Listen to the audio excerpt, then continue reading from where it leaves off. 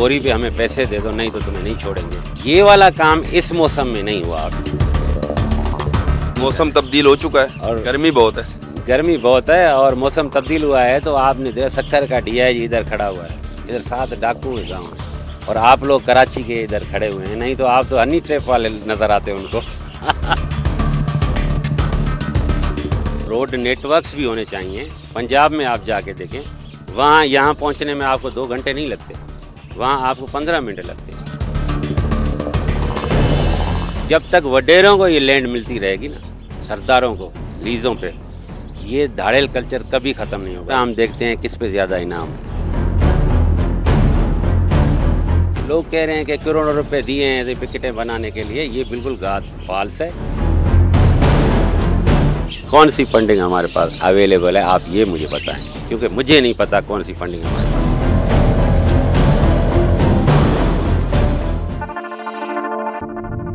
इस वक्त मैं घोटकी में पुलिस पोस्ट नंबर 4 पे मौजूद हूँ। डीआईजी सक्खर जावेद जिस्कानी मेरे साथ मौजूद हैं, उनसे बातचीत करेंगे। जिस्कानी साहब, माजी में तो पुलिस डीलिंग करती थी मुगवियों से, क्या वो डीलिंग ख़त्म हो गई?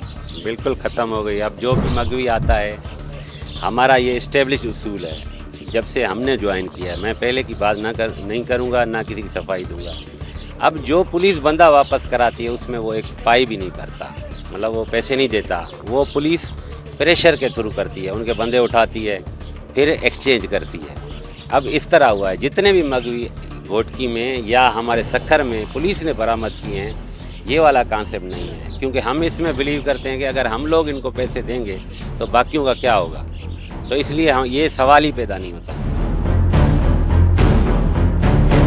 और इसमें भी कोई शक नहीं कि कुछ हमारे पुलिस के अफसर, सारी पुलिस नहीं, इन्वॉल्व रहे हैं इसमें, और जिसको हम बहुत गलत एक कदम समझते हैं। हम कहते हैं कि हम जब ये ऐसा मुश्किल काम कर रहे हैं, एक जंग का माहौल है, ठीक है ना, क्रिमिनल जो है वो सबके साथ लड़ रहा है, एथिकली हम अपर फुटिंग पे हमारा होना ज़रूरी है। तो इसलिए ऐसे समझ में आती है, वो लॉजिकल है और वो एथिकली भी ठीक है। लेकिन पूरे गांव के हम मवेशी उठा लें, अब हर बंदे को कहें कि भाई इस बोरी पे हमें पैसे दे दो, नहीं तो तुम्हें नहीं छोड़ेंगे, ये वाला काम इस मौसम में नहीं हुआ। अभी वाली पिछलों की हम बात, मौसम तब्दील हो चुका है और गर्मी बहुत है। गर्मी बहुत है और मौसम तब्दील हुआ है तो आपने देखा सक्कर का डीआईजी इधर खड़ा हुआ है, इधर 7 डाकू के गाँव है और आप लोग कराची के इधर खड़े हुए हैं। नहीं तो आप तो हनी ट्रैप वाले नजर आते हैं उनको। जिस्कानी साहब, इतने मजबूत हो गए, डाकू डीआईजी सक्खर को धमकी देते हैं, एसएसपी घोटकी को धमकी देते हैं, सोशल मीडिया पे आके बातें करते हैं, इतने मजबूत हैं डाकू? जाहिर है एक बंदा जो है धमकी देता है वो किसी मकसद के लिए देता है ना। और मसला ये नहीं है कि वो धमकी दे रहा है, मसला ये है कि आप धमकी से डर रहे हो कि नहीं। डर रहे हैं आप? डर रहे हैं? नहीं डर रहे होते तो यहाँ होते क्या? हम इनके रोज़ बंदे इनके हमारे एम्बुश में इनके मरते क्या? हम डर रहे होते तो हमारे सिपाहियों बेचारे जो निहत्ते बैठे हुए हैं उन पे हमले करते। अगर हम इनसे दोस्ती में होते, डीलिंग में होते, तो हमारे सिपाहियों को तो नहीं करते ना। हम तो वार में, हम कोई नहीं डरते अल्लाह के सिवा, और हम कभी नहीं डरे। मैं कोई पहली दफ़ा यहाँ डीआईजी नहीं, मैं यहाँ एसएसपी रह के क्या, मुझे पुलिस भी जानती है, क्रिमिनल भी जानते हैं। डरने वरने वाला कोई सीन नहीं है।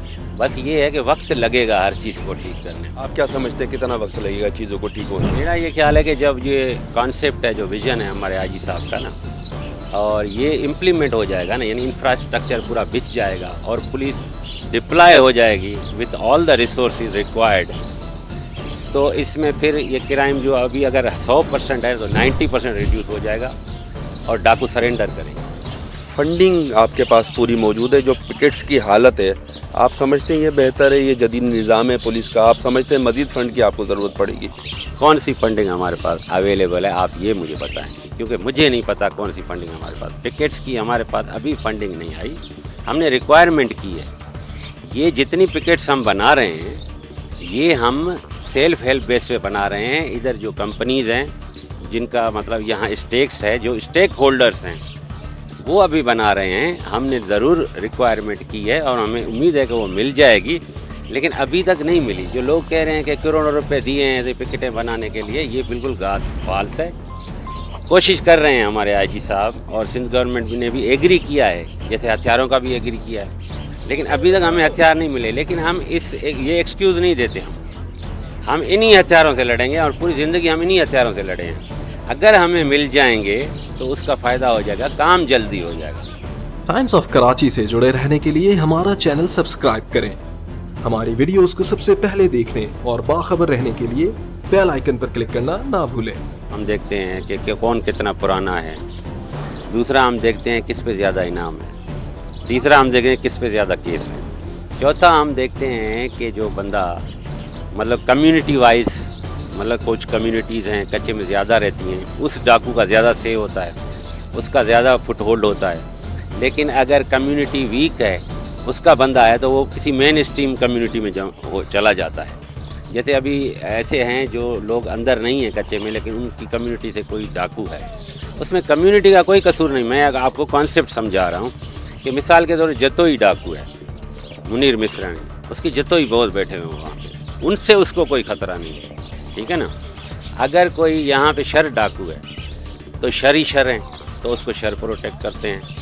लेकिन ये नहीं कि सब करते हैं, लेकिन उसको फिर भी ये होता है कि मेरी कम्युनिटी है, मुझे यहाँ ख़तरा नहीं है, मेरी इन्फॉर्मेशन नहीं जाएगी बाहर। तो उस हवाले से यहाँ पे बड़ा जो था इन्फ्लुएंशियल वो सुल्टू था, जो पहले 1-2 महीनों में जो हिट हुआ था। उसके बाद अभी 1-2 हैं जिन पे इनाम है, मतलब उसमें राणो शर है, एक है, दूसरा भी है, लेकिन इनका सिर्फ लोकल इन्फ्लुएंस है।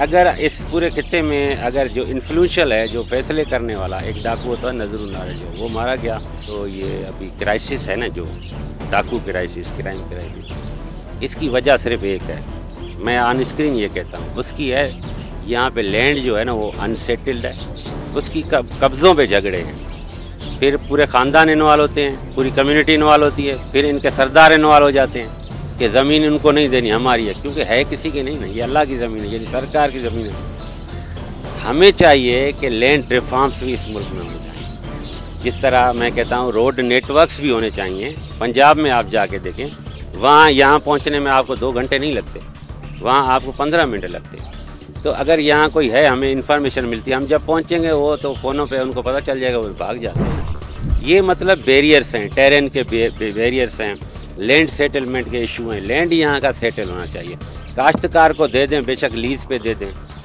और ये जब तक वडेरों को ये लैंड मिलती रहेगी ना, सरदारों को लीज़ों पे, ये धाड़ेल कल्चर कभी ख़त्म नहीं होगा। लेकिन इसी अगर क्रिमिनल की फैमिली में से किसी को दे दो, 10 एकड़ दे दो उसको, ज़्यादा नहीं दो, लेकिन बड़े लोगों के पास हज़ारों एकड़ है, फिर उनके स्टेक्स हैं, फिर वो चाहते हैं ये पोरस हो, माहौल सारा ख़राब रहे ताकि हम लोग अपना काम करते हैं। DIG सक्खर जावेद जिस्कानी की बातचीत सुनी। उनका ये कहना है कि वडेरों को जो ज़मीन दी गई है उनकी वजह से जो दाड़ियाँ हैं वो मजबूत होते हैं, उनको सपोर्ट मिलती है और वो मजबूत होते हैं, इसलिए वो बराए तावान की वारदातें भी करते हैं।